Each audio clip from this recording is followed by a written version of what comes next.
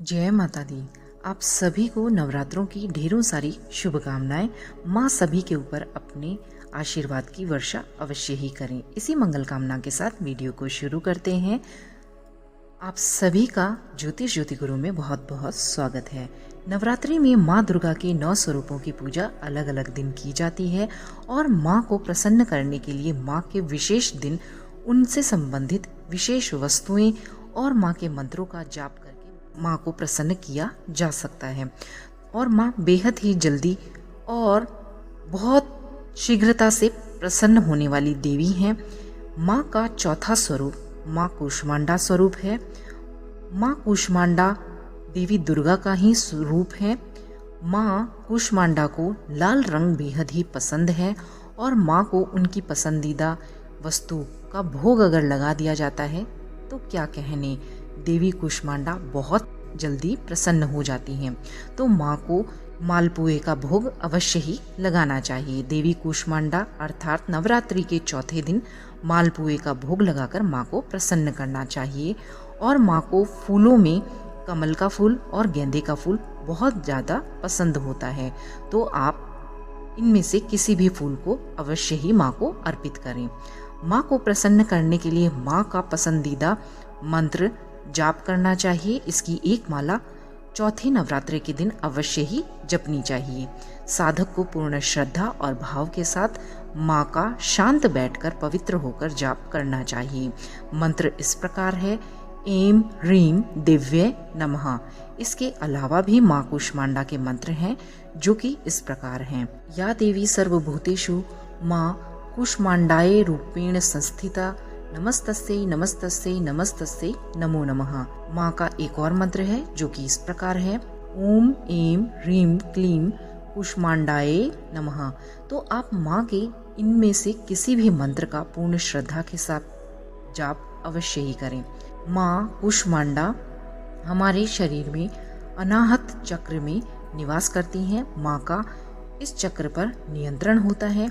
अगर साधक अपने अनाहत चक्र में ध्यान करते हुए माँ कूष्मांडा की साधना करता है और माँ के इन मंत्रों का जाप करता है, इनमें से किसी भी मंत्र का एक माला जाप पूर्ण श्रद्धा से जाप करता है, तो माँ कूष्मांडा उसके जीवन से रोग, दोष और शोक की निवृत्ति तथा उसे यश प्रदान करती हैं, बल देती हैं और उसकी आयु भी बढ़ाती हैं, क्योंकि माँ इन सभी की अधिष्ठात्री देवी मानी गई हैं।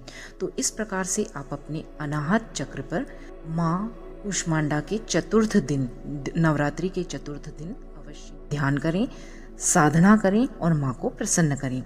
नवरात्रि में चौथे दिन देवी कूष्मांडा के रूप के बारे में अगर जानें तो माँ अपनी मंद हल्की मुस्कान के साथ अंड यानी कि ब्रह्मांड को उत्पन्न करने के कारण ही देवी माँ को कूष्मांडा नाम से जाना जाता है। जब सृष्टि नहीं थी, चारों तरफ अंधकार ही अंधकार था, तब देवी कूष्मांडा ने अपने इसी रूप में ब्रह्मांड की रचना की थी। इसलिए इन्हें सृष्टि की आदि स्वरूपा, आदि शक्ति या कूष्मांडा देवी के नाम से जाना जाता है। माँ कूष्मांडा देवी के 8 भुजाएं हैं, इसलिए इन्हें अष्टभुजाधारी भी कहा जाता है। इनके 7 हाथों में क्रमशः धनुष, कमंडल, बाण, कमल पुष्प, अमृतपूर्ण कलश, चक्र तथा गदा हैं और 8वें हाथ में सभी प्रकार की सिद्धियां और निधियां देने वाली माँ के हाथ में जप माला है। तो इस प्रकार से माँ सभी भक्तों का कल्याण करती हैं। देवी माँ का वाहन सिंह है और इन्हें कुम्हड़े की बलि प्रिय है। संस्कृत में कुम्हड़े को कूष्मांड कहते हैं, इसलिए इन देवी को कूष्मांडा नाम से जाना जाता है। देवी माँ का वास अर्थात देवी माँ सूर्यमंडल के भीतर लोक में विराजित हैं, वह इनका स्थान है। सूर्य लोक में रहने की शक्ति क्षमता केवल इन्हीं देवी के अंदर है, इसलिए इनके शरीर की कांति और प्रभा सूर्य की भांति ही बहुत अधिक प्रदीप्तमान है। इन्हीं के तेज से दशों दिशाएं आलोकित हैं। ब्रह्मांड की सभी वस्तुओं और प्राणियों में माँ कूष्मांडा का तेज ही व्याप्त है। अचंचल और पवित्र मन से नवरात्रि के चौथे दिन देवी दुर्गा माँ के चौथे स्वरूप माँ कूष्मांडा की पूजा आराधना अवश्य ही पूर्ण भक्ति और पवित्रता के साथ करने से सभी प्रकार के दुख दूर होते हैं, आयु बढ़ती है, यश बल प्राप्त होता है। माँ कूष्मांडा देवी अत्यंत ही थोड़ी सी सेवा और भक्ति से ही प्रसन्न होकर आशीर्वाद देने वाली देवी हैं।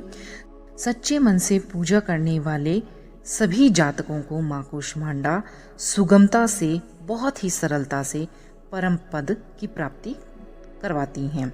विधि विधान से पूजा करने पर भक्त को कम ही समय में, थोड़े से समय में ही कृपा का सूक्ष्म भाव अनुभव होने लगता है।